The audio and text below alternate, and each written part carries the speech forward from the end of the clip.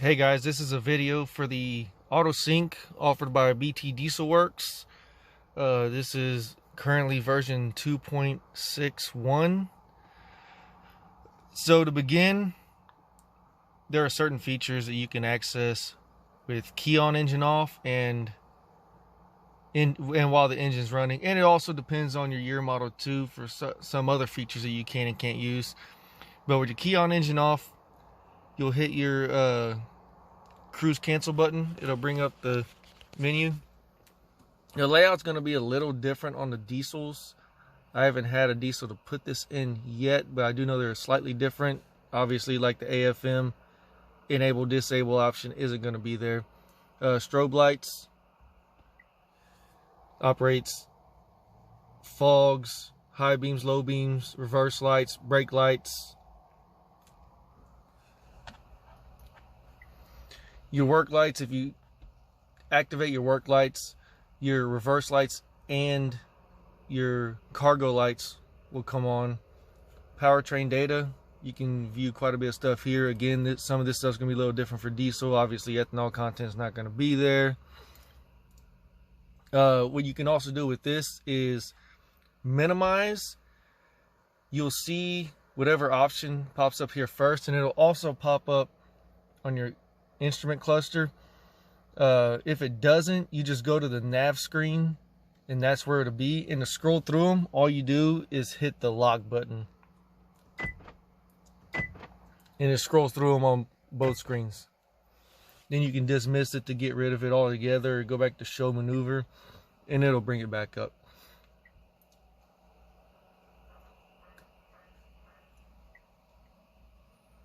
You can view your rear view camera on the fly. You can also set it to where your blinker actually activates the rear view camera. You can choose the amount of time that's activated as well. I have mine set for 3 seconds.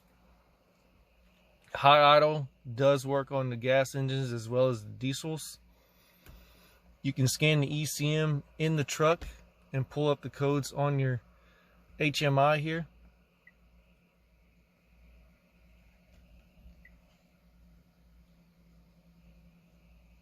You can view your vehicle dynamic data.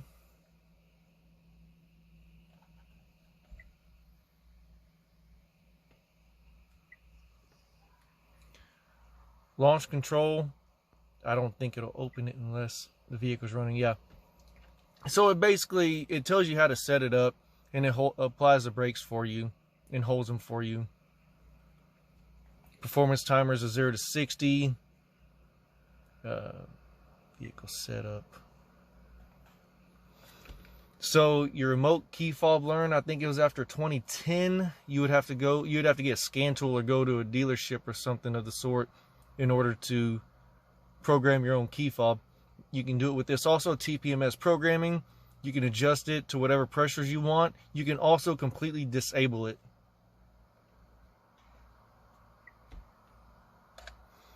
Under your Autosync info, it'll have your Autosync information, and that's where you'll go to update it as well. All you do is connect it to Wi-Fi, and within range of the Wi-Fi, you just hit update and it'll update.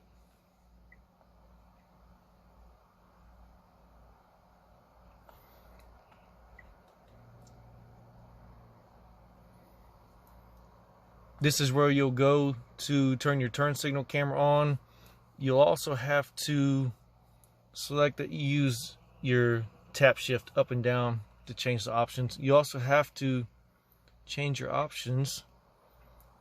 Here's where you can choose the timeout for it. And you also have to make sure your RVC backup lights is set to yes. If it's set to no, it won't work. Now, again, on certain year models, you have to do different things. For the 17 plus, you either have to run a power wire, or you can get a harness. I think Dr. Harness is where I got mine from, for it to work. Your pre-17s are going to work without it.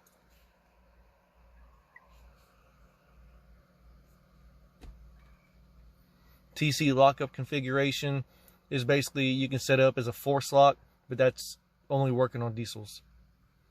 Secure idle for certain vehicles, you can take your key fob out with you, leave the vehicle running, and whenever you hit the lock button, it'll engage the pin for your shifter where you can't pull your shifter out of park. So your vehicle's still running, but you can't get in here and get it out of park.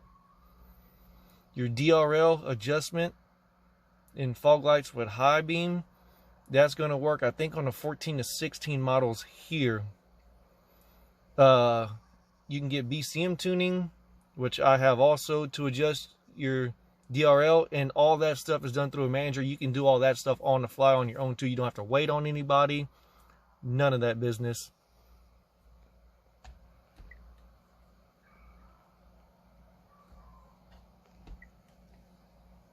And under module programming, I think more stuff's going to be added later on also.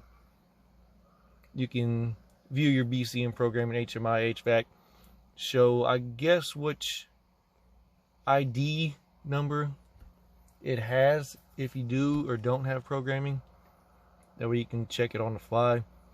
If you go to your Autosync info page, that's where you can actually update the BCM. You don't have to go through this way.